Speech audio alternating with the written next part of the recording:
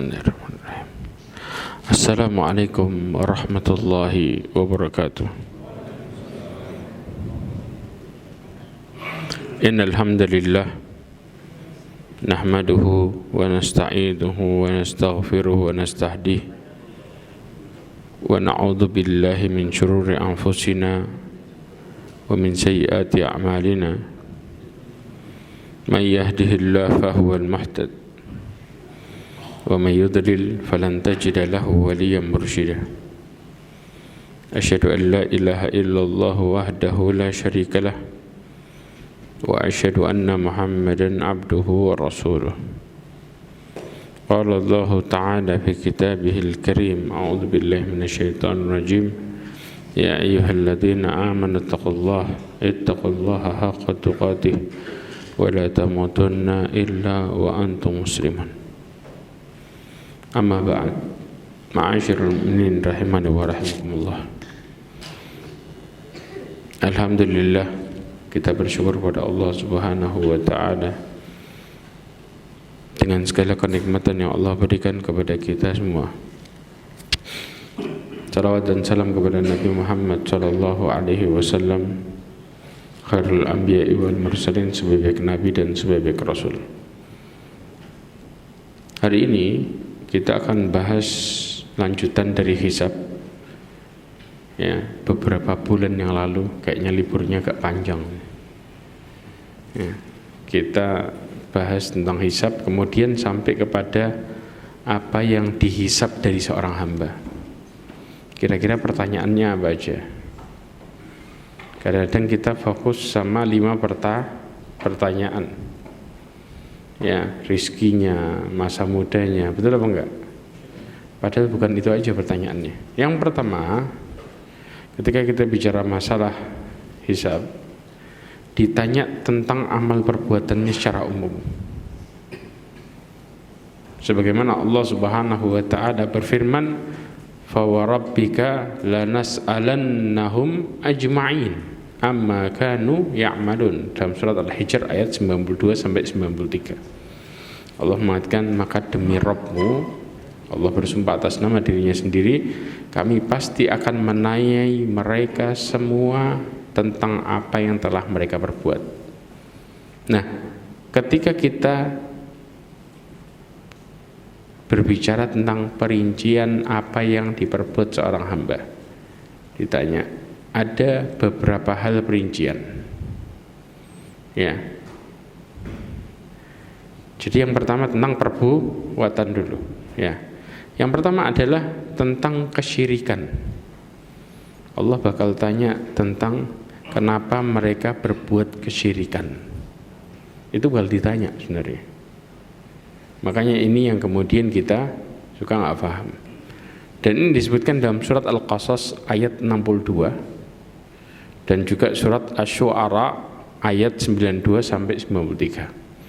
Allah mengatakan dalam surat Al-Qasas ayat 62, Allah katakan, wa yauma yunadihim fayaqulu aina syuraka'i alladzina kuntum taz'umun.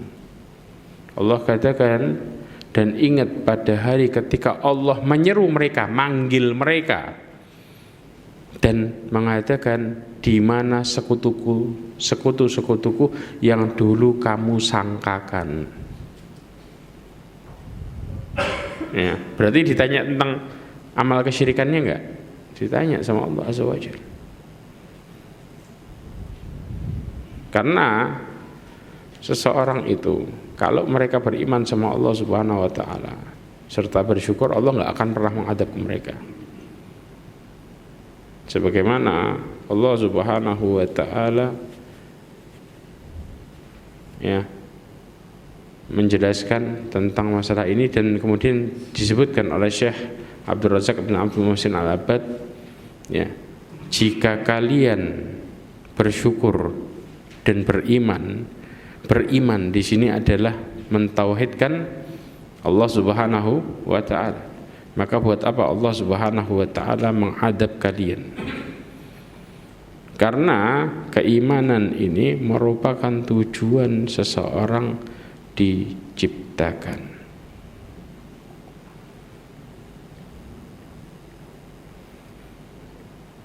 Nah, balik lagi. Kemudian di antaranya dalil yang kedua adalah Allah Subhanahu wa taala mengatakan wa qila lahum aina ma kuntum ta'budun. Allah katakan dan dikatakan kepada mereka, di mana apa yang kalian sembah, maksudnya dari berhala-berhala. Min dunillahi hal yansurunakum aw yantasirun. Apakah berhala-berhala itu menolong kalian atau justru menolong diri mereka sendiri? Jawabannya enggak. Maka dari sini Allah Subhanahu wa taala bertanya tentang kesyirikan mereka. Yang kedua, ditanya tentang amal adalah tentang janji. Makanya janji ini ya ikhwah, hati-hati masalah janji. Sampai Allah Subhanahu wa taala wala taqulanna inni fa'ilu dzalika ghada illa ayyasha Allah. Janganlah kalian mengatakan aku pasti akan melakukan itu besok, kecuali mengatakan insya Allah.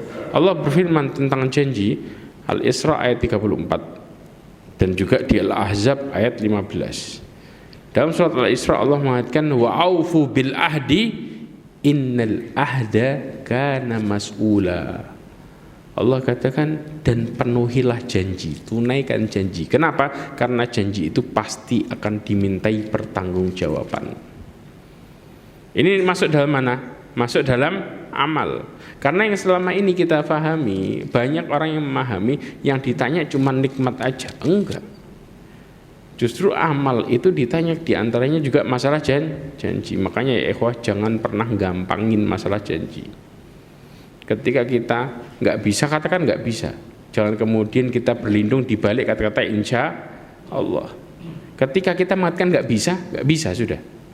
Tapi ketika kita bisa, baru kita mengatakan insya Allah dengan menyandarkan urusan kita kepada Allah Azza wa Jalla. Tapi kalau kemudian di awal kita paham kita nggak memungkinkan, maka katakanlah saya nggak bisa.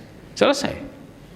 Karena seseorang kadang-kadang membela rasa tidak enak, maka mereka berani mengatakan, oh insya Allah hanya untuk ngeles. Ini nggak boleh. Karena janji itu kelak akan ditanya tentang apa yang kemudian mereka telah janjikan. Karena janji itu ada beberapa sisi. Di antaranya apa? Janji kita sama Allah dan juga perjanjian kita sama manusia. Ya. Karena mungkin kita berpikir, oh janji sama Allah Azza wa Jalla.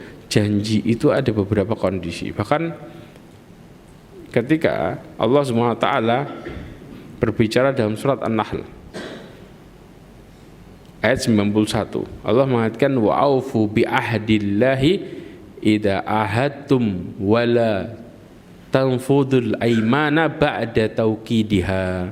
Allah mengatakan dan tepatilah perjanjian dengan Allah kalau kalian sudah berjanji, dan janganlah engkau membatalkan sumpah-sumpahmu setelah engkau kukuhkan sumpah itu. Dari sini ayat ini memerintahkan untuk menunaikan janji. Karena dalam At-Tamhid yang ditulis oleh Saleh Al-Syekh dikatakan ya, di antara adab kepada Allah Azza wa Jalla apabila seseorang telah berjanji dan menyebut nama Allah dalam janjinya, maka hendaknya dia tidak membatalkan, terlebih lagi dia menjadikan Allah sebagai jaminan. Tapi kita mengatakannya apa? Buat ngeles. Ini nggak boleh. Ketika kita mengatakan atas nama Allah, maka seharusnya kita menepatinya ketika kita mampu, berjuang semampunya. Bukan kemudian dari awal sudah tahu nggak bisa, kemudian malah mengatakan apa? Oh, insya Allah. Jelas? Kenapa? Karena ketika seseorang menjaminkan dengan bahkan mengucapkan demi Allah juga dengan ucapan ini, berarti telah menjadikan Allah sebagai penjamin dan saksi atas janjinya. Kemudian ketika dia mengingkari, maka ini menunjukkan tidak memuliakan Allah Azza wa Jalla, tidak mengagungkan Allah. Berarti kita khianat bukan cuma sama manusia, tapi juga sama Allah Subhanahu wa ta'ala. Ini yang bahaya. Karena ketika seseorang menepati janji pada dasarnya berkaitan dengan memotivasi diri untuk beramal saleh dan meninggalkan kemaksiatan. Di antara ketika kita janji kepada Allah Subhanahu wa taala. Sampai Nabi SAW dalam hadis riwayat Imam Bukhari nomor 2964 dikatakan, inni wallahi insyaallah la ahlifu ala yamin fa'ara ghairaha khairan minha illa ataitu alladhi huwa khair wa tahallaltuha. Kata Nabi SAW, demi Allah, sungguh dengan izin Allah tidaklah aku bersumpah melihat yang lebih baik dari sumpah itu kecuali aku akan mengambil yang lebih baik dan aku akan membayar kafarat. Ini yang boleh. Jadi kalau kemudian kita melihat kita bersumpah dengan terhadap sesuatu, kemudian ada yang lebih afdal lagi dalam amal saleh, kita berjanji sama Allah ya, maka yang kita harus lakukan yang mana? Yang lebih baik dan membayar kafarat terhadap pengingkarannya yang pertama. Kenapa? Karena kita disuruh untuk melakukan yang lebih afdal. Rasulullah sampai melakukan perkara ini. Maka ini menunjukkan ketika kita melihat sesuatu yang lebih baik, kita boleh mengambil itu dan membatalkan yang pertama dengan membayar kafarat. Ya, orang-orang yang mereka melakukan janji, terutama nadar. Kafaratnya nadar apa? Kafaratnya nadar itu sebagaimana kafaratnya sumpah. Ya, yaitu apa? Yang pertama meninggalkan budak. Kalau nggak bisa puasa. Puasa itu yang terakhir. Memberikan makan 10 orang miskin. Kalau nggak bisa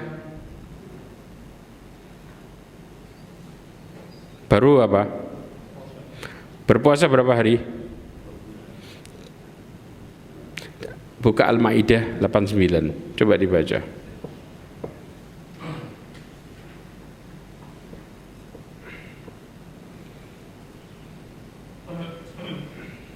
Artinya, perhatikan itu baik-baik, diingat baik-baik ayat itu.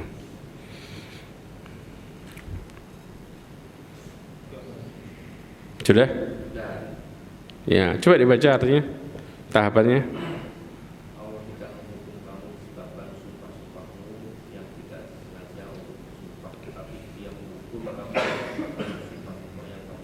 Iya, maka kafaratnya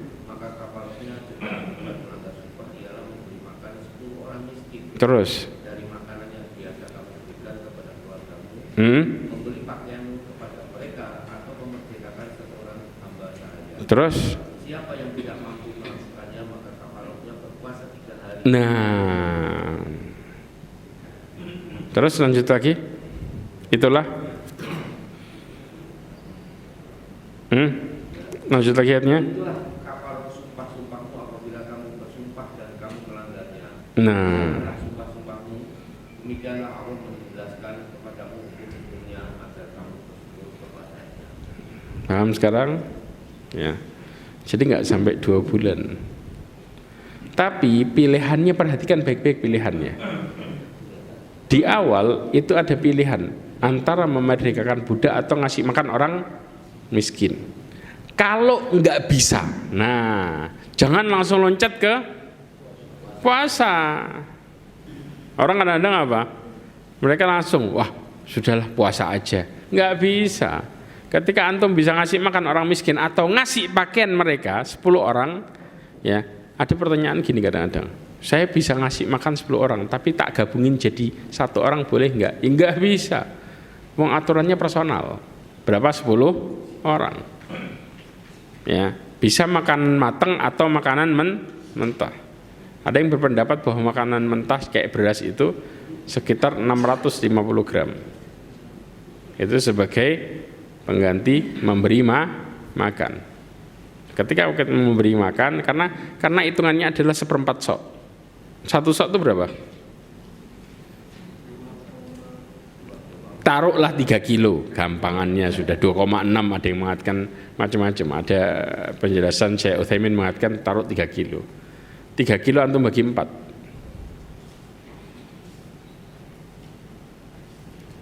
sekitar 6,50 gampangannya, paham? Maka ukuran makanan mentah satu orang miskin itu adalah berapa? 1/4 sok, 6,50-an. Jelas? Ini belajarnya. Kemudian yang berikutnya, pada dasarnya kita ini juga sedang berjanji kepada Allah Azza wa Jalla. Berjanji buat apa dalam hidup? Buat taat. Iya enggak? Allah mengatakan dalam Al-Quran, wa ma khalaqtul jinna wal insa illa liya'budun. Yaitu mentauhidkan Allah Subhanahu wa taala. Para ulama mengatakan istilah liya'budun di sini ada dua kondisi yang harus dilakukan, yaitu ayyuwahidullahu taala, yaitu mentauhidkan Allah dan juga mengikhlaskan dalam beribadah kepada Allah Subhanahu wa taala. Maka kalau perjanjian ini berjalan, bahkan sampai Allah Subhanahu wa taala mengatakan, maka Allah tidaklah Allah Subhanahu wa taala mengadab kalian, ya, apabila kalian bersyukur dan beriman. An-Nisa ayat 147. Allah mengatakan, ma yaf'alullahu bi'adzabikum in syakartum wa amantum wa kana Allahu syakiran alima. Ya, mengapa Allah akan menyiksamu kalau engkau bersyukur dan beriman? Ini bentuk perjanjian kita sama Allah Subhanahu wa taala. Dan Allah Subhanahu wa taala Maha mensyukuri dan Maha mengetahui. Diistilahkan di dalam tafsir ketika dikatakan Allah Maha mensyukuri, artinya Imam Ibnu Katsir mengatakan bahwa amalan seorang hamba itu sedikit, tapi Allah balas dengan berlipat ganda. Itu namanya disebut dengan Maha mensyukuri. Ya. Maka dari sini, kalau kalian mau bersyukur dan beriman yang menjadikan tujuan kalian diciptakan sebagai bentuk perjanjian kita sama Allah, maka buat apa Allah menyiksa kalian? Ya. Yang ketiga, yang dihisab dari amalan adalah tentang amalan apa? Penglihatan, pendengaran, dan amalan hati. Apa yang dilakukan sama mata kita, telinga kita, sama hati kita, itu yang dihisab sama Allah Subhanahu wa taala. Dan Allah sebutkan di dalam surat Al-Isra ayat 36. Apa kata Allah? Wala taqfu ma laysa laka bihi ilm. Inna sam'a wal basara wal fuada kullu ulaika kana anhu mas'ula. Jelas kan? Allah mengatakan, dan janganlah engkau mengikuti sesuatu yang engkau enggak tahu. Kenapa? Karena sesungguhnya pendengaran, penglihatan, hati kita semua akan dimintain pertanggungjawaban. Artinya apa? Akan ditanya, akan dihisab. Ya. Ini yang berkaitan dengan amal. Berarti yang berkaitan dengan amal ada berapa pertanyaannya? 3. 1 apa? Kesyirikan. 2 janji. 3 pendengaran, penglihatan, dan juga hati. Ya. Makanya tolak ukur amal seseorang ketika Allah Subhanahu wa taala terima dan tidaknya berawal dari niatnya, hatinya. Kalau hatinya benar, maka kemudian yang lainnya juga ikut benar. Makanya kadang-kadang seseorang itu ya terlihat dari bagaimana dia meyakini dunia dan akhirat, terlihat dari lisannya yang menggambarkan hatinya. Kadang-kadang contoh kasus lah, banyak orang yang kemudian ketika tanya sama anak-anaknya yang nggak satu rumah sama dia, yang mereka sedang studi, pertanyaannya pertama kali apa? Bukan nak sudah baca Quran, atau apakah engkau sudah nuntut ilmu, gimana kuliahmu, betul enggak? Kemudian rajin enggak engkau kuliah, bagaimana nilaimu, jangan pernah engkau kecewakan orang tuamu, macam-macam pertanyaannya. Terakhir pertanyaannya apa? Jangan lupa sholat. Bayangin, sholat diakhirin. Ini menunjukkan bahwa mereka mendidik anaknya dan menggambarkan di hatinya bahwa dunia lebih menjanjikan daripada akhirat, karena sholat jadi nomor terakhir. Dengan mengatakan jangan lupa sholat, harusnya itu menjadi pertanyaan yang pertama ketika hati mereka juga jujur. Makanya Rasulullah SAW mengatakan fa inna fil jasadi mudghah, Ini bukan suatu hal yang remeh, bahkan ini merupakan hal yang krusial banget. Sampai Rasulullah mengatakan karena di dalam jasad itu ada segumpal darah. Yang dimaksud adalah hati. In saluhat saluhal jasadu kullu. Kalau hati itu benar, maka semua benar. Sampai Utsman ibn Affan radhiyallahu anhu dia mengatakan, "Lau taharatil qulub ma syabi'at min kalamillah." Subhanallah. Kalau seandainya hati kita ini bersih, maka nggak bakal kita kenyang dengan baca Al-Quran. Kepinginnya baca terus. Kalau hati bersih. Pertanyaannya, kita membaca Qurannya mut-mutan, berarti hati kita bersih nggak? Sedangkan itu yang dihisab sama Allah Azza wa Jalla. Ditanya tuh hatinya amalannya gimana? Jelas. Nah. Yang kedua, tentang nikmat. Allah Subhanahu wa taala mengatakan dalam surat At-Takatsur ayat 8 secara umum Allah berfirman apa? La tus'alunna yauma idzin 'anin na'im. Kalian akan ditanya pada hari kiamat kelak tentang kenikmatan. Nah, bicara kenikmatan ini ada yang mengatakan apa? Berapa yang ditanya dari nikmat? 4 ya. Dalam hadis yang diriwayatkan oleh Imam Tirmidzi nomor 2416 itu ditanya tentang nikmat ada 5 hal yang ditanya, dan ini dihasankan oleh Imam Al-Albani. Ada yang juga mengatakan tentang 4. 5 ini yang 2 digabungin jadi 1 bisa. Dikatakan la tazulu qadamu abdin yaumal qiyamah min indi rabbih hatta yus'alu an khams. Perhatikan, kaki anak Adam tidaklah digeser hari kiamat. Kenapa dikatakan enggak digeser? Karena kelak mereka akan berdiri di tempat mereka berdiri, dan masing-masing punya tempat, cuma tempat berdirinya tok. Dijemur berapa tahun? 50.000 tahun. Nungguin keputusan Allah 50.000 tahun dalam kondisi berdiri. Antum berdiri setengah jam aja sudah ngeremeng. Ini orang berdiri berapa tahun? 50.000 tahun. Rasulullah menjelaskan, kita sudah pernah bahas sebelumnya ini. Betul enggak? Tidaklah mereka mendapatkan kecuali tempat kakinya. Berarti depan belakang orang. Iya. Makanya Rasulullah mengatakan kaki anak Adam enggak bakal bergeser sampai ditanya tentang 5 hal. Bicara apa? Hisab. Gesernya mereka karena nanti hisab. Nah, kebayang enggak itu? Dari sini pertanyaannya apa? Yang pertama, an umrihi fi ma'afnah. Tentang umurnya, ya, untuk apa dihabiskan. Nanti saya jelasin satu-satu masalah ini. Kemudian yang kedua, an syababihi fi ma'ablah. Dan masa mudanya, ya, untuk apa dia pergunakan. Wa an malihi. Pertanyaan harta ini apa? Ada 2. Fi ma anfaqa, min aina iktasaba wa fi ma anfaqa. Nah, pertanyaan tentang harta 2 ini ada yang menjadikan 1. Ditanya tentang hartanya, dari mana dapatnya, larinya kemana. Orang dapatnya halal tapi larinya haram, maka ditolak juga. Kalau dapatnya haram larinya halal, mungkin nggak diterima? Mau asalnya haram kemudian larinya halal, ini nggak mungkin. Baik. Nah, kemudian juga mada amila fi ma'alima. Nah, ini apa yang dia perbuat terhadap apa yang dia tahu. Ini juga akan menjadi pertanyaan. Nah, sekarang kita bahas tentang 4. Nah, yang pertama tentang waktu.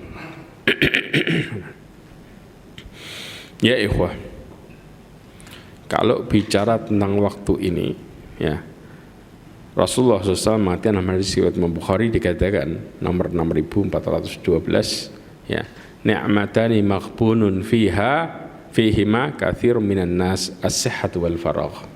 2 kenikmatan yang sering dilupakan oleh kebanyakan manusia, yaitu apa? Sehat dan waktu luang. Ketika kita berbicara tentang masalah waktu luang, waktu. Ya. Orang kadang-kadang nganggapnya sepele, seakan-akan bukan sebuah nikmat. Wajar. Padahal tahu nggak, orang yang menyia-nyiakan waktu itu fatalnya luar biasa. Sampai Al-Imam Ibnu Qayyim Al-Jauzi mengatakan di dalam kitabnya Al-Fawaid. Apa kata Imam Ibnu Qayyim Al-Jauzi? Idha'atul waqt asyaddu minal maut. Menyia-nyiakan waktu itu lebih berbahaya daripada mati. Kenapa? Kalau lebih berbahaya daripada kematian? Kita kadang-kadang nggak sadar di posisi ini. Kenapa? Li'anna idha'atul waqt taqta'uka anillahi wa daril akhirah. Karena menyia-nyiakan waktu akan memutusmu dari Allah dan negeri akhirat. Kita ini pertanyaannya, dalam sehari di waktu tertentu atau dari bangun tidur sampai tidur lagi, yang mana yang terjadi? Pertanyaan kelak di akhirat. Ditanyainnya dari bangun tidur sampai tidur lagi atau cuman waktu tertentu aja yang bakal ditanya sama Allah? Semua. Jadi kalau kita menyia-nyiakan waktu, berarti kita bakal mempersiapkan jawaban yang salah. Betul apa enggak? Kalau sudah mempersiapkan jawaban yang salah, larinya kemana? Larinya kemana? Adab. Makanya sampai dikatakan lebih berbahaya daripada kematian. Karena wal mautu yaqta'uka anid dunya wa ahlah. Karena kalau kita bicara mati, itu memutusmu dari dunia dan penghuninya. Betul enggak? Kita sudah enggak berurusan lagi dengan dunia kalau mati. Tapi kalau nyanyain waktu, masalahnya yang kita lalaikan adalah Allah Subhanahu wa taala. Dan amal soleh yang dimana argoni jalan istilahnya. Betul enggak? Setiap saat kita bakal dicatat sama malaikat.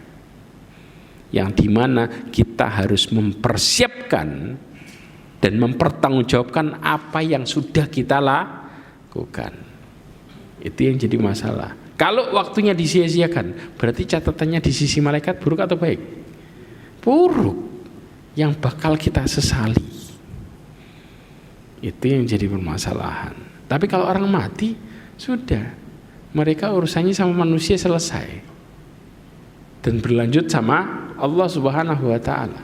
Tapi kalau nyanyiin waktu, urusannya langsung sama Allah Subhanahu wa taala, dan akhirat mereka jadi rusak gara-gara dunianya disia-siakan dari amal saleh. Ini yang terjadi. Bahkan Abdullah ibn Mas'ud mengatakan, ya, dinukil dalam kitab Miftahul Afkar, manadimtu ala syai'in nadami ala yaumin gharabat syams naqadha fihi ajali walam yazid fihi amali. La haula. Subhanallah, lihat, enggak ada yang pernah aku sesali selain ketika matahari tenggelam, ajalku berkurang tapi amalku enggak nambah. Karena bakal detail ditanyain nanti. Lah terus jawabnya pakai apa? Kalau waktunya disia-siakan. Nah, ini pelajaran besar ya ikhwah. Makanya hati-hati ketika sudah waktu-waktu disia-siakan. Makanya sampai para ulama menjelaskan, ya, ketika Allah Subhanahu wa taala meninggalkan dirimu, maka Allah akan buat hidupmu enggak bermanfaat. Ini adalah perkataan Imam Hasan Al-Basri. Berarti apa? Kita nyanyiin waktu enggak? Itu tanda Allah ninggalin kita.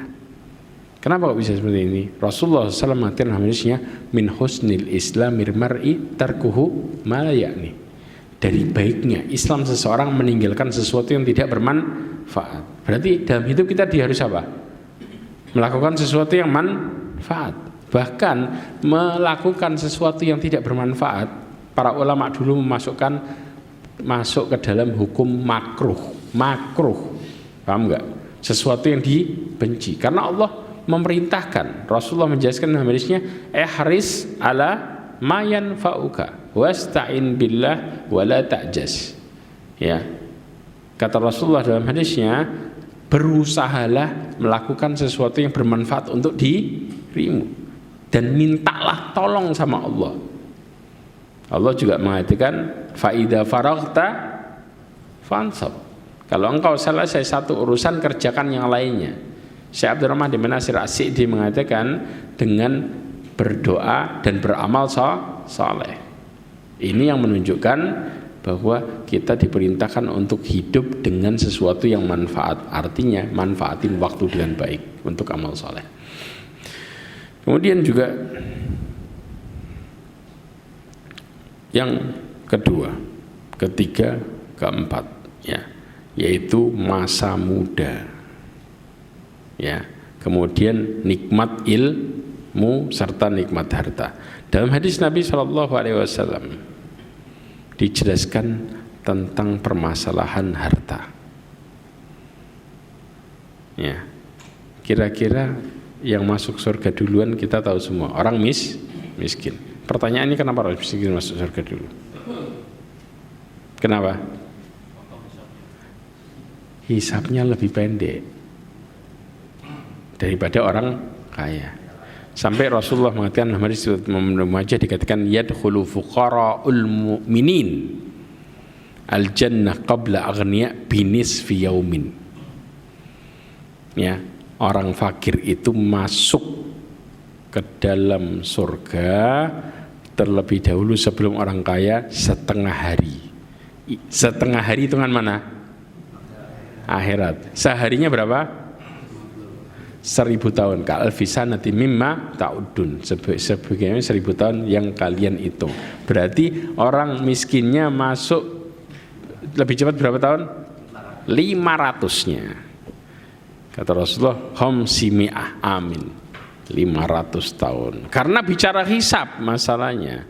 Nah, ini menunjukkan bahwa ketika hisab itu detail, ya bukan detail maksudnya, ketika hisab itu terjadi, orang saking hartanya dihisab sampai harus nunda dia masuk surga yang lama. Bukan berarti orang kaya buruk, enggak.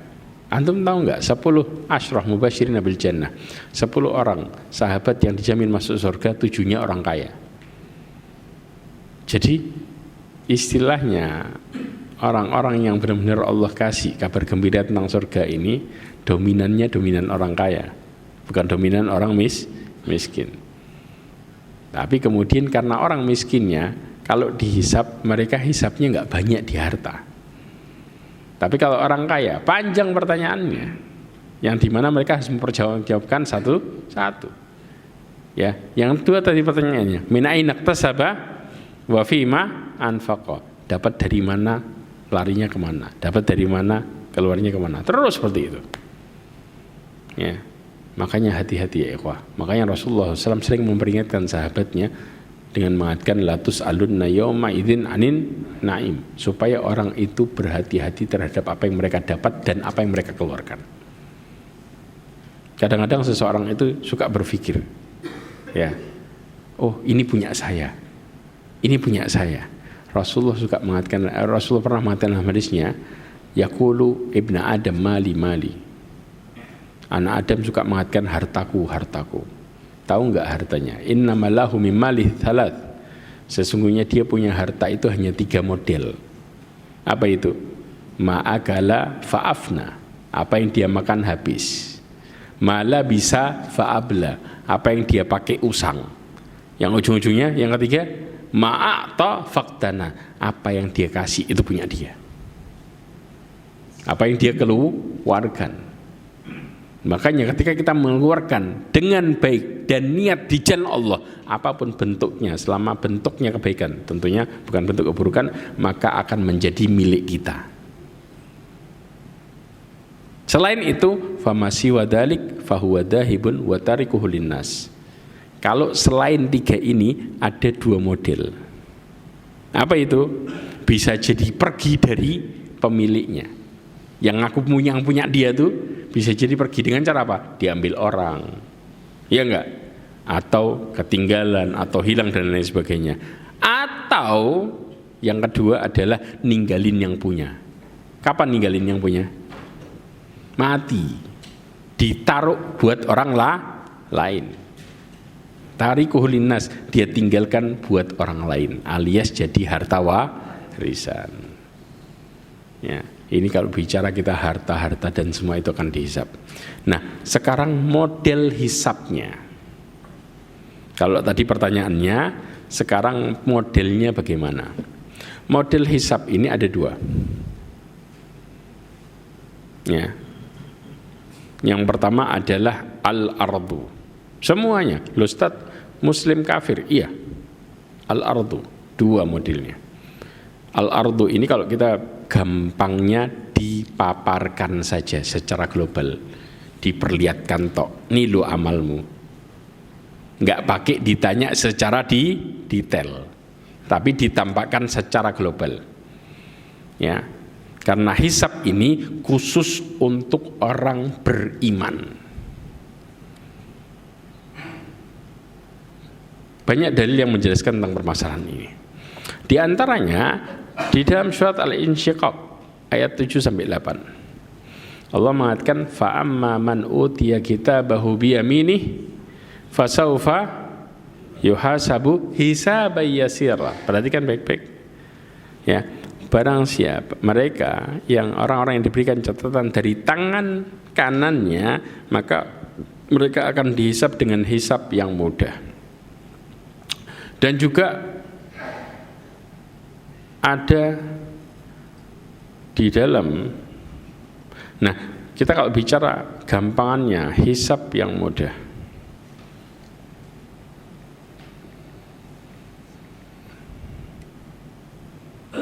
ya, ada yang tahu? Saya jelasin tentang permasalahan ini. Coba dibuka di ayat yang lain,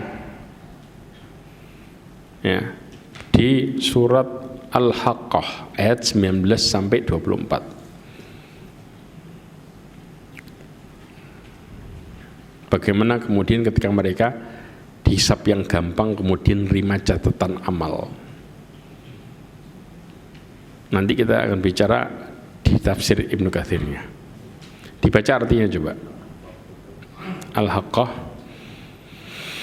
19 sampai 24. Taruh 19, 20, 21 aja dulu.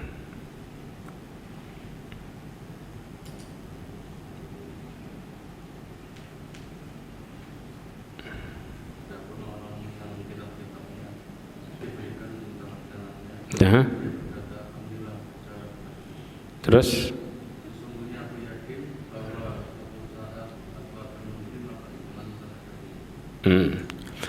Allah mengatakan fa amma man utiya kitabahu bi yaminih fayaqulu ha umqra'u kitabiyah inni dhanantu anni mulaqin hisabiyah fa huwa fi 'aisyatir radiyah.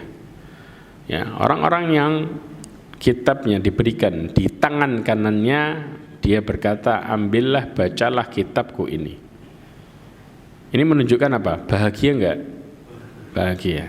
Nah, Al-Imam Ibnu Katsir menukil perkataannya Imam Abi Hatim dari Abu Utsman. Dia telah mengatakan bahwa orang mukmin nanti dikasih catatan kitab amalnya di sebelah kanannya sambil ditutupi oleh Allah. Nanti ada penjelasan hadis detailnya masalah ini. Kemudian dia baca di awalnya adalah keburukan.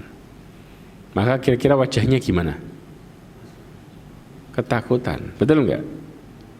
Kemudian setelah itu ketika dia melewati, maka dia melihat lagi ada amal kebaikan-kebaikan yang dia baca. Maka wajahnya pun kembali berseri-seri. Diulang lagi, ya, setelah dibuka nih. Selesai kan, diulang lagi, ternyata keburukan tadi hilang semuanya, diganti sama Allah dengan kebaikan. Sampai akhirnya tiba-tiba dia ambil kitabnya, dia angkat dengan mengatakan bacalah kitabku ini. Kayak orang dapat nilai 100 semua. Jelas?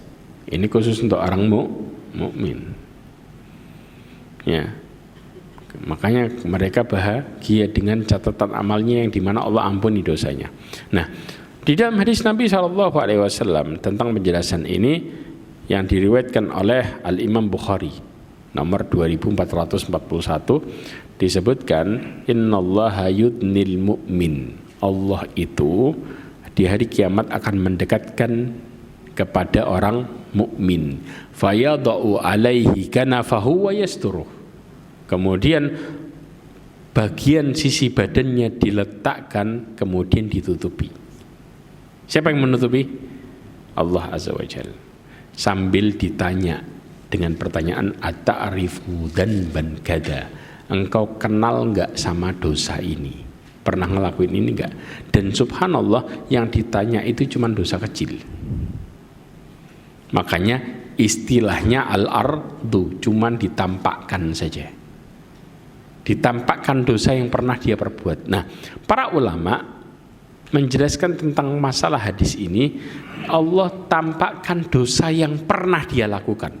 Walaupun orang mukmin bertobat kemudian Allah ampuni. Makanya para ulama ketika berbicara masalah dosa, dosa itu ada 3 hal yang terkandung di dalam dosa yang kita lakukan.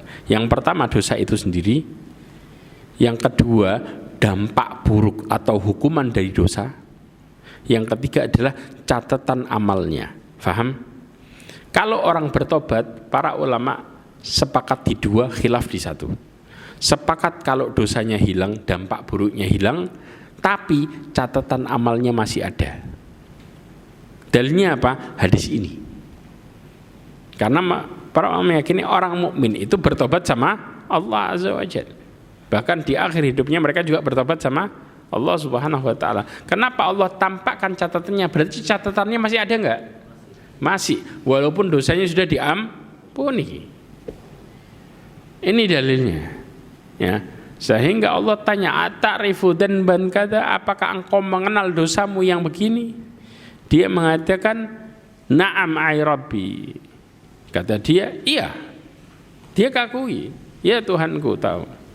Ya, hatta idza qarrarahu bidunubihi, sampai dia ngakuin dosa-dosanya, wa ra'a fi nafsihi annahu halak, dan dia ngelihat bahwa dirinya bakal binasa. Kenapa? Pertanyaan Allah ke dia cuma dosa doang. Maka kemudian Allah mengatakan satartu halaka fid dunya wa ana aghfir lakal yaum. Dulu di dunia aku tutupin dosamu, hari ini aku ampuni engkau.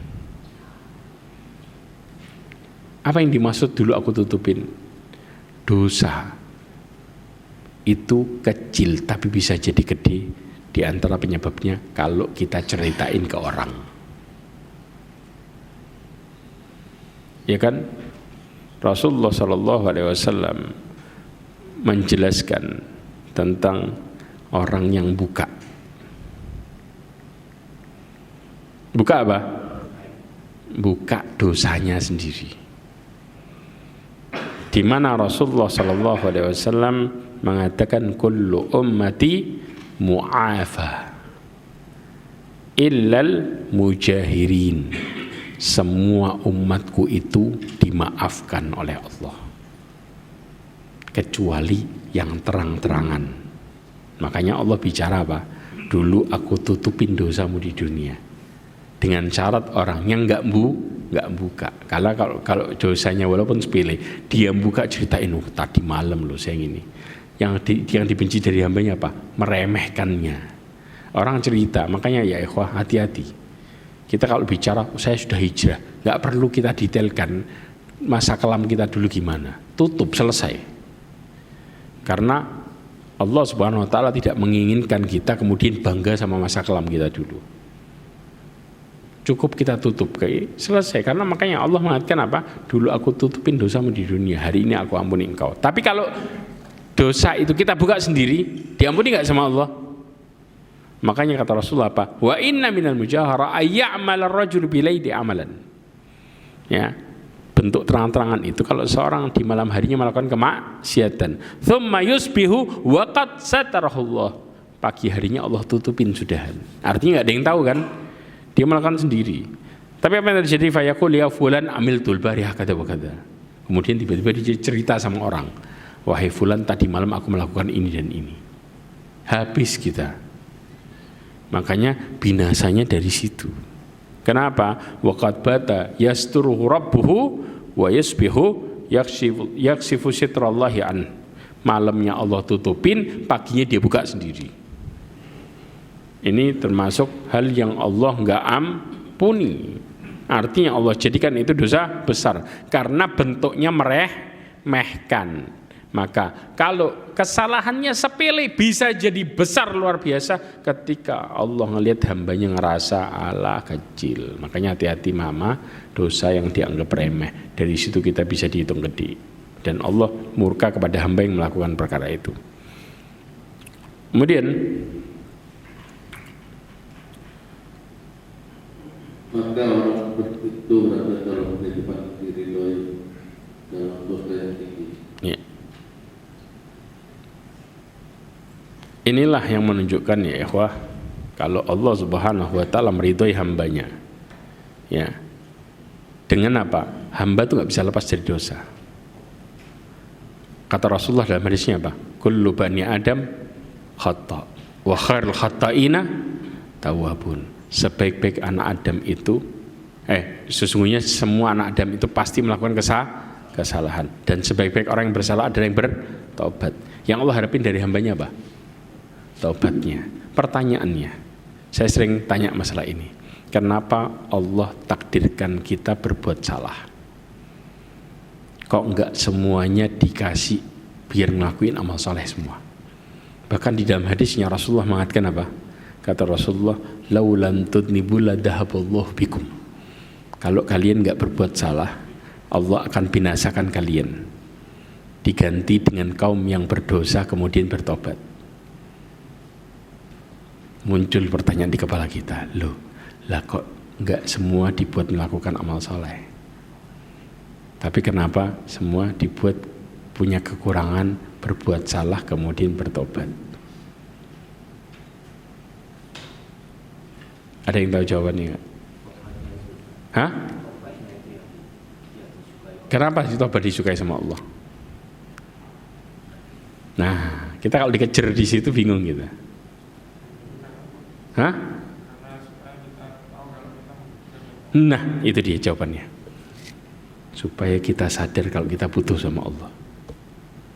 Makanya Allah kasih kita kekurangan.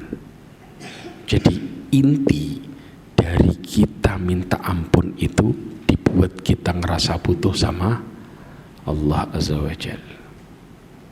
Makanya dalam konsep berdoa, ya, saya juga sering ingetin masalah ini, kita juga salah dalam berdoa.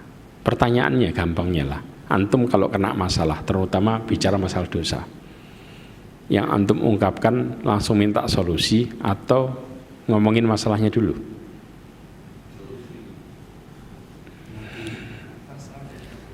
Minta solusi ya? Masya Allah. Benar apa salah ini? Hah? Ayo, coba bayangin, minta solusi. Benar apa salah?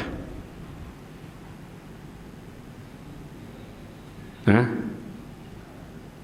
Selama ini kami minta, ya Allah ampuni saya. Betul enggak? Ya Allah rahmati saya. Apa yang harusnya kita lakukan? Persis. Coba Al-Naml 62.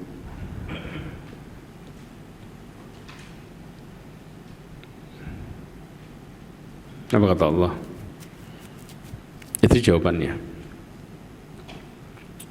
Makanya doa orang yang terhimpit itu mustajab. Di antara terhimpit kita dalam kondisi pepet ketika kita bermaksiat kemudian berharap tobat dari Allah Subhanahu wa taala. Karena orang yang bermaksiat itu dalam kondisi mereka mendapatkan permasalahan hidup, ya.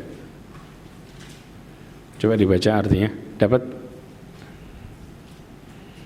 An-Naml itu nggak jauh-jauh kok.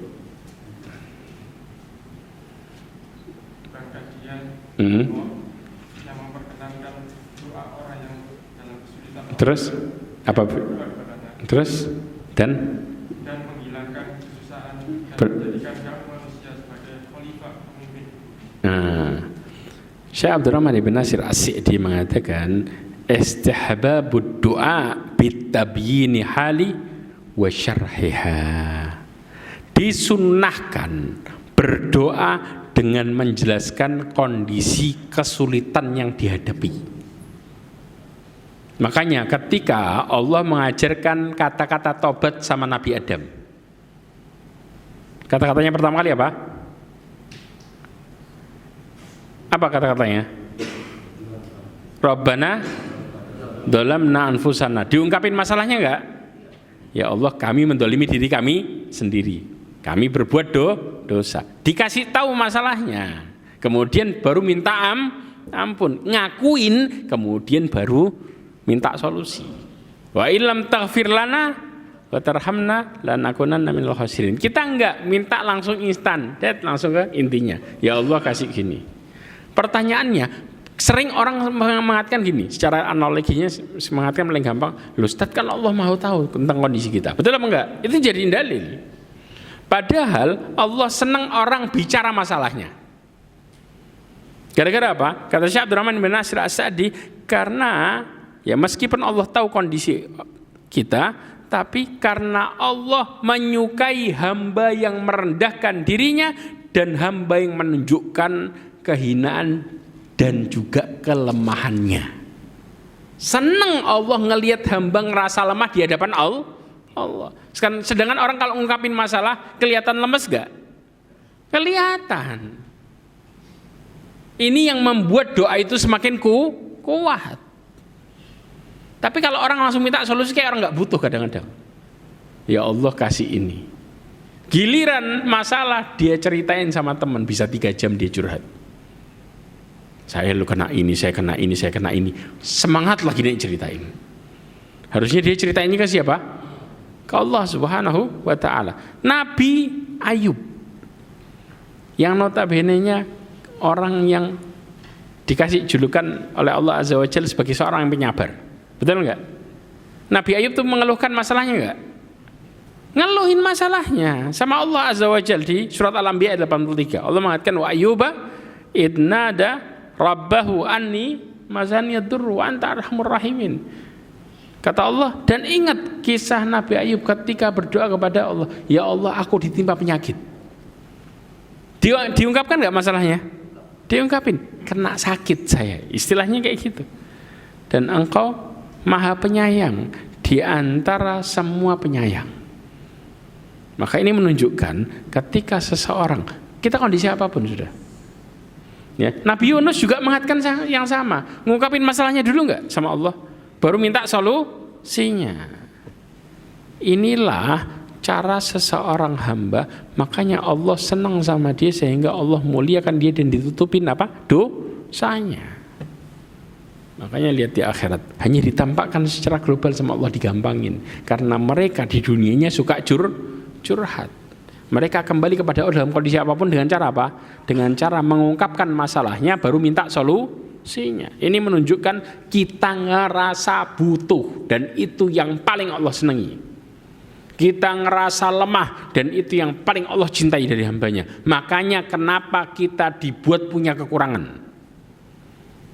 Supaya kita ngerasa butuh sama Allah setiap saat. Selesai. Kalau kita semua sempurna, ya sudah. Orang kadang-kadang kalau semuanya taat, ada istilah enggak orang yang taat? Enggak ada. Karena semuanya taat. Makanya Allah jadikan ada yang buruk, ada yang baik. Karena menunjukkan adanya orang baik karena ada orang buruk. Allah jadikan semua itu. Makanya beruntung ketika kita dikasih petunjuk sama Allah menjadi orang-orang yang mudah kembali sama Allah Subhanahu wa taala. Karena pada dasarnya kita ini gampang berbuat salah, tapi Allah kasih hidayah bagi hambanya yang dekat. Apa hidayahnya? Allah mengatakan apa? Ya ayyuhalladzina amanu taqullaha wa qulu qawlan sadida yuslih lakum a'malakum wa yaghfir lakum dzunubakum. Allah akan memperbaiki amal saleh kalian dan mengampuni dosa kalian. Di dalam tafsir Ibnu Katsir, antum buka ayat itu, bagaimana tafsiran mengampuni dosa. Mengampuni dosa, Allah ampuni dosanya yang telah lalu. Jelas? Lah kedepannya kan bakal berbuat dosa kan? Allah kasih dia ilham, petunjuk buat tobat setiap salah. Paham? Dikasih petunjuk buat tobat setiap salah, alias enggak nunda tobat. Ini pengertian wa yaghfir lakum dzunubakum.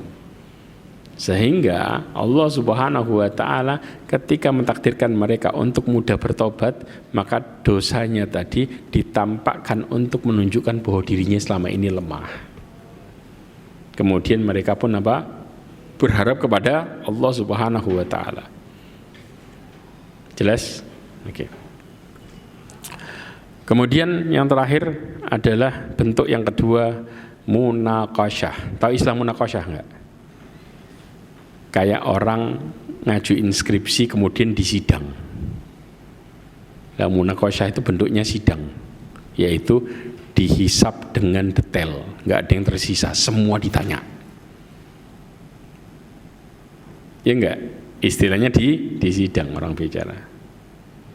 Antum katakan, kenapa kok gini? Ini kok gini kenapa? Alasannya apa? Wah, panjang.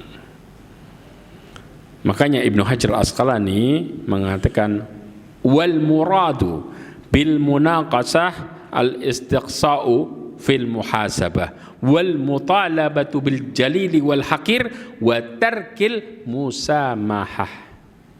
Perhatikan, arti munaqasyah adalah rinci dan detail dalam pemeriksaan, diaudit rinci kita. Istilahnya dari bangun tidur sampai tidur lagi seumur hidupnya, ketika balik sampai meninggal ditanya semuanya. Ini kenapa kok gini? Ini gini kenapa? Gini gimana? Ya. Kemudian apa? Menuntut segala dosa, baik yang besar atau kecil, semuanya bakal kena hukum. Ditambah lagi disertai tanpa pemaafan, tidak pakai dimaafin sudah.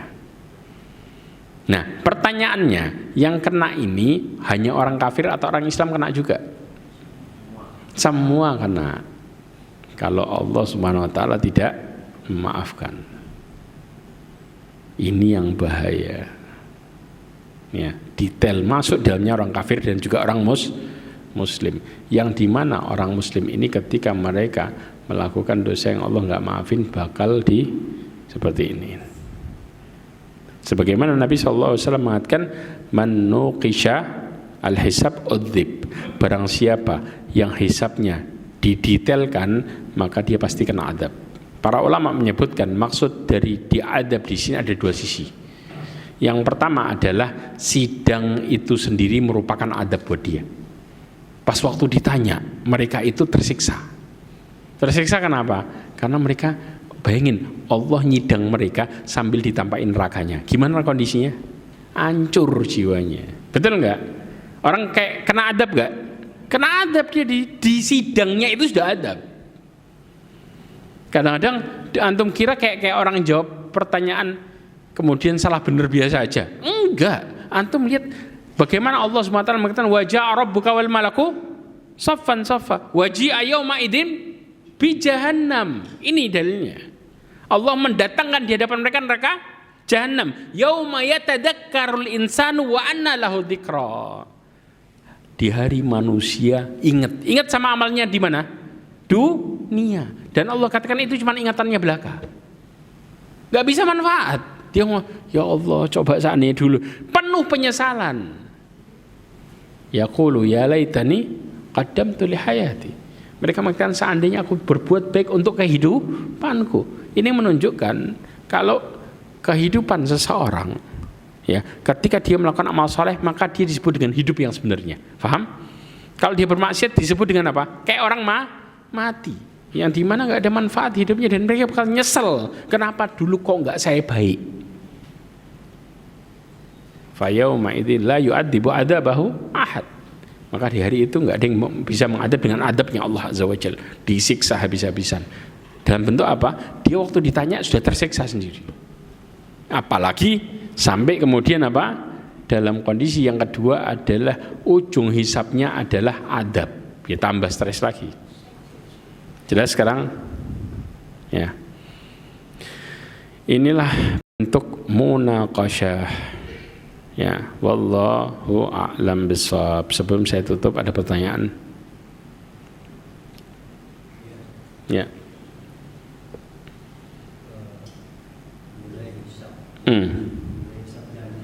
Ya. Mengenai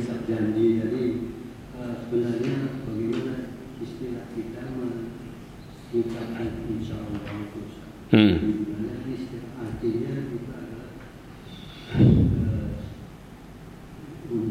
apabila kehendaki, betul. Iya.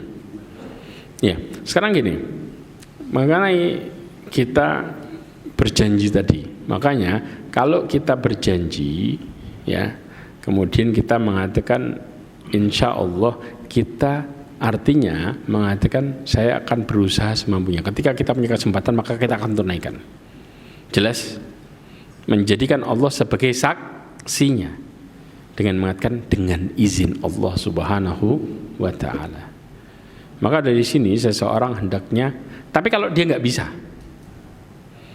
maka dia jangan pernah mengatakan, lebih baik dia mengatakan apa? Saya nggak bisa, selesai. Contoh, ya, yang sering orang suka gampangin, kirim salam ya sama teman. Kalau dia ngomong, kayaknya saya nggak bisa, sudah selesai kan? Dia bakal ada ini nggak, pertanggungjawaban nggak? Enggak. Tapi kalau kita mengatakan insya Allah, kemudian kita ketemu sama teman itu dan ingat janji kita, tapi kita nggak tunaikan, berarti apa nggak berkhianat kita? Sama siapa? Sama orang itu dan juga sama Allah Azza wa Jalla. Makanya jangan main-main sama yang namanya janji. Jelas di sini. Tapi tetap ketika kita memenuhinya, kita berusaha mengatakan insya Allah bahwa Allah kalau memudahkan saya lakuin, istilahnya kayak gitu. Tapi kalau ditakdir gak bisa, ya sudah, paham? Di sini kondisinya. Tapi kalau ternyata dimudahin, kita nunda, artinya kita nggak melakukan, berarti ingkar bukan? Ingkar. Jadi aturannya yang benar gimana? Aturannya yang benar, kalau nggak bisa ngomong nggak bisa. Supaya gini, artinya di Al-Quran kalau nggak salah ada katakanlah insya Allah. Kalau kita mau memenuhi janjinya itu, paham ya? Wala taqulanna dalam surat Al-Kahfi itu, ya, inni fa'ilu dzalika ghadan. Jangan pernah engkau mengatakan saya pasti akan melakukan itu besok. Boleh nggak ini? Nggak boleh, karena yang mentakdirkan kita siapa? Allah Azza wa Jalla. Illa ayyasha Allah. Artinya kita mengantungkan keputusan kita sama siapa? Sama Allah Subhanahu wa ta'ala. Ini orang mukmin yang benar kayak gini. Kadang-kadang orang janji, iya Pak, janji saya bisa. Boleh nggak ini? Karena yang mentakdirkan dia bisa dan enggaknya siapa? Allah Subhanahu wa ta'ala. Maka dia gantungkan apa yang dia usahakan tadi kepada Allah. Ketika dia berharap dia bisa mampu melakukan itu, jelas. Tapi kalau dari awal dia nggak mau melakukan itu, nggak mungkin kan? Maka harusnya dia ngomong apa? Nggak bisa, selesai. Ini yang suka sama orang, dia salah persepsikan tentang permasalahan ini. Makanya juga masalah sumpah juga. Maka hati-hati ketika seseorang mengatakan sumpah, ya. Bersumpah dengan mengatakan wallahi atas nama sesuatu, sedangkan itu suatu kebohongan. Ini juga akan dihisab. Kenapa? Karena dia mempermainkan nama Allah Subhanahu wa ta'ala. Dan juga bicara masalah nadar juga, hati-hati. Tapi ada nadar yang haram untuk dilakukan. Ketika nadar itu berkaitan dengan kemaksiatan, maka nggak ada kafarat bagi nadar maksiat. Jelas? Karena nadar itu ketika kalau kita kafarat terhadap nadar maksiat, maka seakan-akan nadar kemaksiatan itu bentuknya adalah sesuatu yang harus ditunaikan. Nggak bisa. Jelas? Ini berkaitan masalah janji. Wallahu a'lam bishawab. Ada lagi pertanyaan? Betul. Dan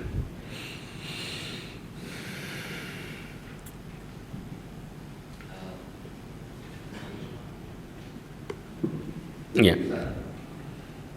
Kalau saya tangkap tadi tentang redaksi doa, awalnya itu menunjukkan, iya. Yang kedua meminta ampun, kemudian ketiga minta solusi. Iya. Kemudian saya yang sarankan redaksinya itu, maaf ya, saya dulu saya sudah Kristen, saya pindah Islam, masih ada satu anak saya yang masih Kristen. Iya. Terus doanya itu gimana, redaksinya itu seperti ini, karena saya mendoakan anaknya langsung minta hidayah kan gitu. Nah itu kalau itu dimasukkan ke dalam konteks tadi urutan-urutan itu, maka mauludnya dari mana Ustaz? Oke. Sekarang pertanyaannya, ketika kita bicara masalah anak kita Kristen, ya, ini bentuk kesusahan enggak? Yang berat kan? Oke. Allah jelasin, ngasih contoh Nabi Yakub dalam surat Yusuf 86. Allah mengatakan, qala innama ashku bathi wa huzni ilallah wa a'lamu minallahi ma la ta'lamun. Perhatikan baik-baik ayatnya. Kata Allah, Nabi Yakub mengatakan, sesungguhnya hanyalah kepada Allah aku mengadukan bathi. Bathi itu adalah kesusahan yang berat, sampai dikatakan orang sampai gak bisa mikir. Berkaitan masalah hidayah ini kesusahan ringan atau berat? Berat. Kemudian huzn ini kesedihan yang ringan, yang dimana orang kalau sedih itu masih bisa mikir. Jelas? Maka di sini aku mengadukan masalahku yang besar dan yang kecil sama Allah, dan aku tahu dari Allah jawabannya yang kalian tidak tahu. Nabi Yakub bicara ini ketika kehilangan Nabi Yusuf. Berapa tahun? 82 tahun. Antum bayangin, yang lebih luar biasanya lagi Nabi Yakub tahu Nabi Yusuf masih hidup. Ya kayak posisi tadi. Kita ngerti ini anak kita. Nabi Yakub, ini anak saya masih hidup tapi di mana? Nggak ngerti. Dan Nabi Yakub ngerti ini ujian. Maka apa yang terjadi? Di tiap hari Nabi Yakub mengeluhkan semua masalahnya sama Allah dan dapat jawaban terus. Jawaban untuk bagaimana hidup dalam menghadapi masalah itu. Sama. Ketika Allah masih cinta sama kita, Allah akan kasih kita ujian yang dimana membuat kita untuk balik terus. Dari berbagai macam, diantaranya juga anak kita. Jalan ujiannya. Tentunya kita berpikir, kalau kemudian, nah sekarang pertanyaannya gini, kenapa Allah Subhanahu wa Ta'ala kok tidak memberikan orang itu langsung hidayah? Padahal kalau kita bicara nih, loh kan orang itu baik, kenapa kok nggak langsung dikasih hidayah? Contoh siapa yang disebut dengan baik tapi nggak dapat hidayah? Persis pamannya Rasulullah Shallallahu Alaihi Wasallam. Nah, dari kondisi ini coba perhatikan baik-baik. Saya kepingin kita belajar dari kondisi ini. Ya, ketika pamannya Rasulullah Shallallahu Alaihi Wasallam, ya, tidak Allah Subhanahu Wa Taala berikan hidayah. Ada yang tahu nggak? Kenapa? Makanya kita bisa minta dari sisi itu. Ada yang tahu nggak kenapa? Allah Subhanahu wa Ta'ala menjelaskan tentang masalah hidayah ini.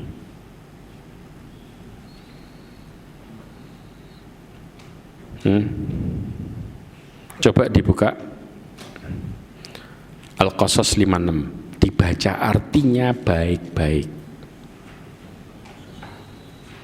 Jadi kasus ini, sisi yang pertama ujian kita, sisi yang kedua berkaitan dengan masalah hidayah.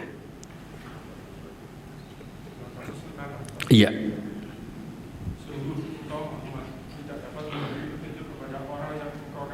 Berhenti. Innaka, ya, Allah Subhanahu wa Ta'ala mengatakan, sesungguhnya engkau wahai Muhammad, ya, innaka la tahdi man ahbabta walakinna Allah yahdi may yasha. Terus lanjut lagi.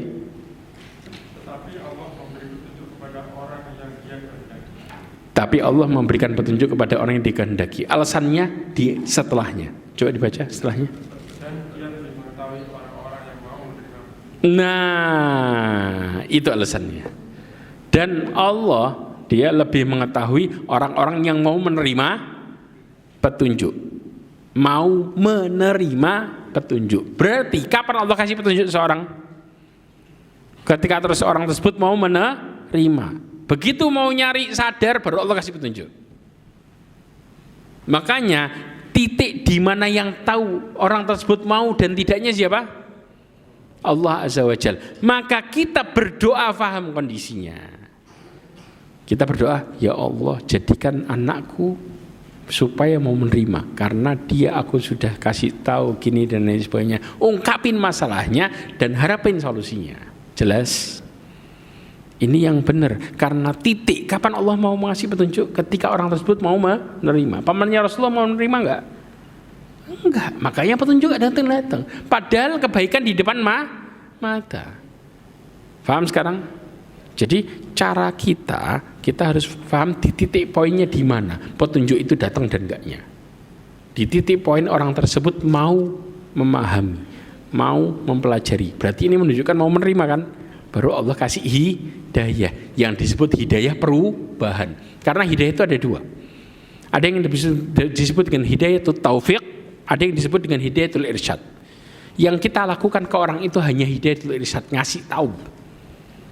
Ya, Al-Quran adalah hidayatul irsyad, ngasih pemahaman ke kita. Paham? Nah, kita mau ngelakuin kebenaran tersebut atau tidak, maka itu disebut dengan hidayatul taufik, perubahan. Nah, yang ngasih itu siapa? Cuman Allah yang punya. Jadi titik kita ini hanya sebatas cuman ngasih tahu tok. Orang itu berubah dan tidaknya hanyalah Allah. Maka kita tahu apa yang kita bisa harapkan ketika orang tersebut tidak berubah. Yaitu berharap apa? Berharap dari Allah petunjuk supaya dia mau menerima. Mau. Karena ketika dia mau menerima, Allah akan kasih dia petunjuk. Paham? Wallahu a'lam bishawab. Ya. Fadl yang sana tadi. Sudah? Oh iya itu. Ya, silakan. Tapi masalah tadi, misalnya insya Allah saya tidak bisa, insya Allah saya tidak dapat. Ya sudah, kita katakan secara jelas bahwa saya nggak bisa. Sudah, saya sepertinya tidak bisa datang. Jelas kan? Ya. Tapi ketika kita mengikrarkan akan melakukan sesuatu, maka kita baru mengatakan insya Allah. Nah, ya makanya yang kita ucapkan, kalau kita nggak bisa, kita ngomong nggak bisa. Ya, nggak usah pakai insya Allah. Baru ketika kalau mau melakukan sesuatu, Allah perintahnya ini kalau mau melakukan sesuatu, baru mengatakan insya Allah. Tapi ketika kita mengatakan menunjukkan nggak bisa, ya sudah ngomong nggak bisa. Jelas? Redaksinya paham ya? Oke. Terus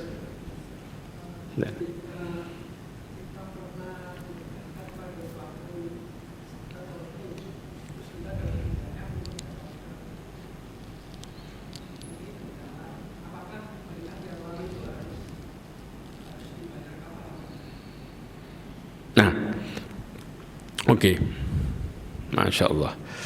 Ini berkaitan masalah perjanjian. Rasulullah Sallallahu Alaihi Wasallam ya menjelaskan, coba jadiin ini sebagai tolak ukur dan pelajaran. Nabi SAW mengatakan, inni wallahi insyaallah la ahlifu ala yaminin. Ya, demi Allah, sungguh dengan izin Allah aku tidak akan ya bersumpah ya fa'ara ghairaha khairan minha, kemudian aku melihat sesuatu yang lebih baik daripada sumpahnya. Jelas, awalnya kita sumpah saya mau melakukan ini, paham di sini, tapi ada ngelihat tuh ternyata ada yang lebih baik. Apa yang terjadi? Illa ataitul ladzi huwa khair wa tahallaltuha, kecuali aku mendatangin yang lebih, ngambil yang lebih baik, kemudian aku membayar kafarat atas yang sebelumnya. Berarti di sini kita boleh melanggar sumpah kita dengan syarat yang kita lakukan setelahnya jauh lebih baik. Jadi Rasulullah ngambil yang lebih baik, ninggalin yang tadi, tapi dengan syarat bayar kafarah. Ya, kafarahnya ya tadi. Ya, kalau berbudak kita nggak ada. Makanya kita coba bawa ngasih makan orang miskin 10 orang miskin atau ngasih pakaian. Ya, ngasih pakaian satu-satu bisa, silakan. Salah satunya. Kalau nggak bisa baru puasa 3 hari untuk melakukan yang jauh lebih baik. Jelas? Paham? Wallahu a'lam bishawab. Dan hadis ini diriwayatkan Imam Bukhari nomor 2964. Ya. Qadar. Ini Ustaz, mungkin ada teman kemudian salam ya sama Pak Indro. Kemudian insya Allah jawab insya Allah. Iya. Kemudian ketemu. Terus lupa, iya. Nah, kalau lupa itu disebut mampu enggak? Disebut mampu enggak? Enggak mampu. Makanya Allah mengatakan apa? La tu'akhidna in nasina aw akhtana. Jelas ya? Lupa lain cerita. Kita bicaranya kalau mampu dan ingat. Karena kelupa itu nggak dianggap sama Allah Azza wa Jalla. Makanya subhanallah, ini termasuk rahmat Allah kepada hambanya. Bahkan dalam hadis Nabi SAW juga dikatakan rufi'atil aqlam anits thalath, diangkat catatan pena dari 3 jenis orang. Dari apa? Dari seorang yang gila sampai sadar, artinya sampai berakal lagi. Dari seorang yang tidur sampai bangun. Kemudian dari seorang anak kecil sampai balik. Kalau 3 jenis orang ini ngelakuin kesalahan, nggak dianggap, ngelakuin amal soleh juga nggak dianggap. Istilahnya kayak gitu. Antum tidur nih, ngigu, ya, ngigu antum sedekah, ditulis catatan pahala? Enggak. Tapi juga ketika melakukan dosa nggak ditulis. Paham di sini? Nah, sekarang namanya lupa. Lupa itu sesuatu yang disengaja nggak? Enggak. Ya, innal insan makanul khata' wan nisyan. Manusia itu tempatnya salah dan lupa. Allah kasih kita lupa itu rahmat. Sekarang kalau kita ingat semuanya, kira-kira kena masalah berat kemudian sampai ingat seumur hidup, bisa tidur nggak antum? Hah? Bisa tidur nggak? Nggak bisa, gelisah kita. Makanya lupa itu rahmat sebenarnya. Ya, coba lihat orang-orang yang kemudian tumpukan masalahnya diingat pas waktu tidur, gimana tidurnya? Pakai obat mereka. Jelas, wallahu a'lam bishawab. Ya, cukup insyaallah ya. Mudah-mudahan apa kita pelajari hari ini menjadikan kita semakin bertakwa kepada Allah Subhanahu wa taala. Mudah-mudahan Allah Subhanahu wa taala berikan kita rahmatnya, jauhkan kita dari fitnah keburukan dunia, serta mudah-mudahan Allah tutup hidup kita semua dengan husnul khatimah. Ya, insyaallah kita pembahasan berikutnya masuk dalam masalah yang sebelumnya tadi apa? Qisas, hisab. Setelah hisab kita akan masuk ke dalam masalah qisas. Ya, bagaimana Allah Subhanahu wa taala akan qisas hambanya, maka detailnya kita akan bahas di pertemuan berikutnya. Ya, subhanakallahumma bihamdika asyhadu an la ilaha illa anta astaghfiruka wa atubu ilaik wa akhiru da'wana alhamdulillah. Assalamualaikum warahmatullahi wabarakatuh.